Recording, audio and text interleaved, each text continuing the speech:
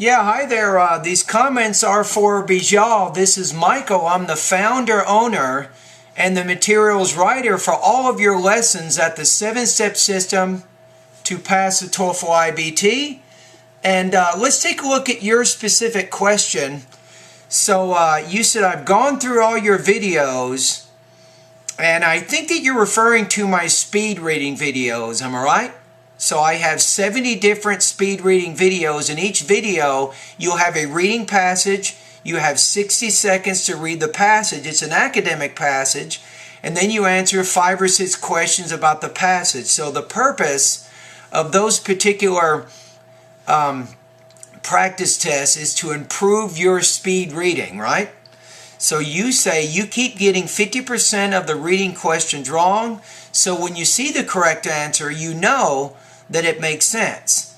Now you say, is there anywhere in your website where you discuss this? I understand the paragraph, I think I understand the question, but I still seem to pick the wrong answer. Kind regards, Bijal. Alright, so one of the things you probably want to keep in mind with reading practice tests is typically the best answer is usually a restatement of what you have read in the passage. It will probably not contain exactly the same vocabulary.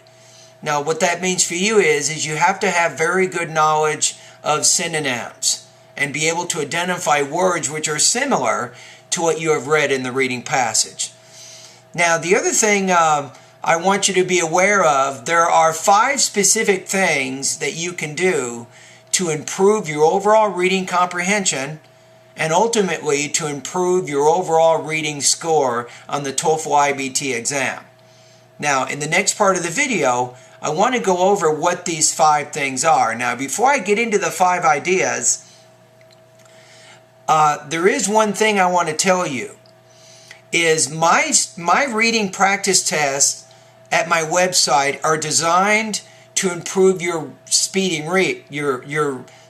your reading speed, but they're not designed to be authentic TOEFL level reading practice tests. I'm testing just your basic comprehension of when you read a passage for 1 minute only, and then I want to see how much you can remember after that minute.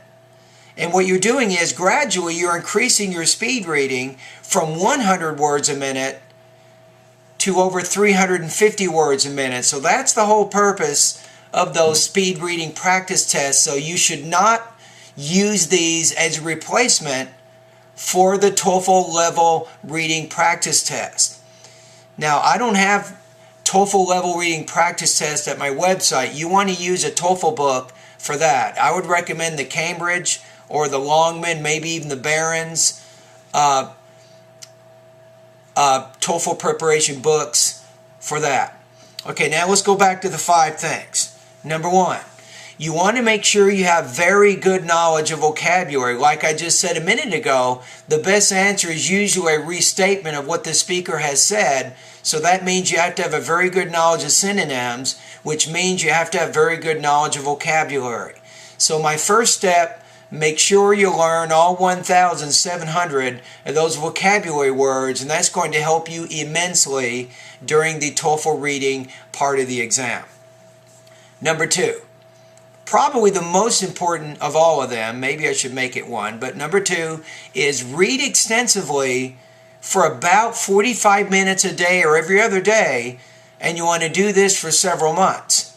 Read extensively means you read books, magazines, newspapers, you read them each day for about 45 minutes non-stop. You don't even stop when you see words you don't know. You just keep reading. The whole purpose here is to get you used to academic type English, English that's geared more toward adults. It doesn't necessarily have to be academic English, but as long as it's English that's geared more toward educated adults, it will be perfect for you to read. So you want to read this about 45 minutes every day without stopping. That means turn your phone off, don't answer your door, don't answer your phone, don't do anything. Don't talk to anybody during this particular part of your study routine. You want to make sure you're concentrating as best you can on those reading passages. Now, number 3, you want to make sure that you do indeed work on those speed reading practice tests on my website. That's what you're doing. So if you're getting 50%, if you get 50% wrong on a speed reading practice test, that means that your speed reading is slower than that, and then you want to spend some time with vocabulary study or the extensive reading that I already suggested, right? But anyway, work on those speed reading practice tests until you can read comfortably at the minimum of 300 words per minute with 80% comprehension. So what that means is, Bijal, is you can go to my website and you can take the 300 words per minute reading practice test. That means you read the passage in the video one time in 60 seconds, then you take the quiz and you get 80% or higher. Once you can do that, you are really, really ready for the TOEFL IBT exam. Now, number 4, you want to be aware of the TOEFL IBT reading question types and the strategies for answering them. This is very important. In my course, I think under the reading section, you want to take a look at the first few lessons. I think it's reading lesson number 1, 2, 3, and 4, and they will talk to you about the different IBT question types in the reading section and the specific strategies for answering them. So you do need to know how to best answer, for example, rhetorical purpose questions. How do you best answer implied detail questions? How do you best answer vocabulary questions, schematic charts, tables, and on and on and on, right? There's about 8 or 9 specific types of questions that you will see on the IBT reading section, and you want to be aware of those. Now, that's number 4. Now, the last thing that you want to do is complete some actual TOEFL level reading practice test. ETS, at their website, they have some of these type of materials that you can access.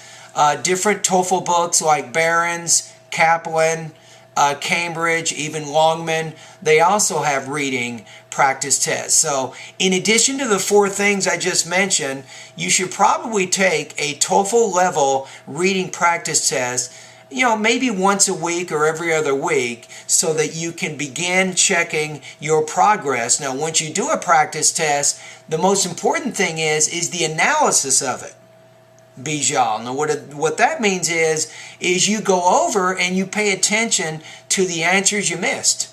You look at which answers you missed, you think about why you missed them, and what you could have done differently to try to improve your knowledge there. So maybe when you're looking at some of the practice tests at my site, you know that you missed 50% of the questions. So look at those questions and try to figure out what happened. Why do you think you picked one answer over the other? So the analysis of your reading practice test is very, very important. Alrighty, so in conclusion to this video, let's recap what the 5 things are so you can remember them. These are 5 basic things that are really going to make a big impact on your reading score on the TOEFL exam. Number 1, study vocabulary. Number 2, read extensively for about 45 minutes a day, magazines, newspapers, and books. Number 3, increase your reading speed of academic passages to at least 300 words a minute. Number 4, become familiar with the reading IBT question types and the strategies for answering them. Number 5, make sure you complete some TOEFL level reading practice tests on a regular basis so you can mark your progress. Alrighty, anyway, thank you very much for your questions and for sending me the message, and I hope I've given you some good information in this video.